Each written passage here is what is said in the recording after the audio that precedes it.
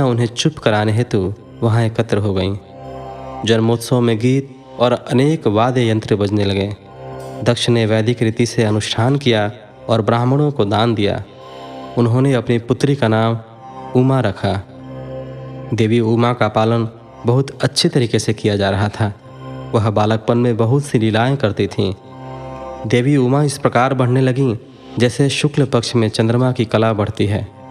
जब भी वे अपनी सखियों के साथ बैठती, वे भगवान शिव की मूर्ति को ही चित्रित करती थीं।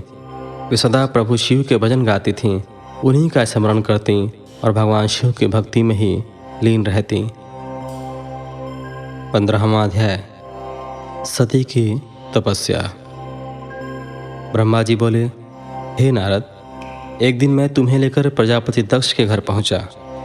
वहां मैंने देवी सती को उनके पिता के पास बैठे देखा। मुझे देखकर दक्ष ने आसन से उठकर मुझे नमस्कार किया। तत्पश्चात सती ने भी प्रसन्नतापूर्वक मुझे नमस्कार किया। हम दोनों वहां आसन पर बैठ गए। तब मैंने देवी सती को आशीर्वाद देते हुए कहा, सती, जो केवल तुम्हें चाहते हैं और तुम्हारी ही कामना करते हैं, तुम भी मन में उन्हीं को सोचती हो और उसी के रूप का स्मरण करती हो। उन्हीं सर्वज्ञ जगदीश्वर महादेव को तुम पति रूप में प्राप्त करो, वे ही तुम्हारे योग्य हैं। कुछ देर बाद दक्ष से विदा लेकर मैं अपने धाम को चल दिया।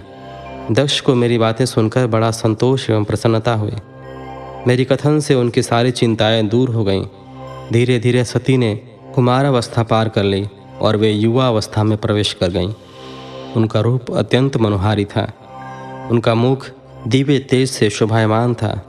देवी सती को देखकर प्रजापति दक्ष को उनके विवाह की चिंता होने लगी।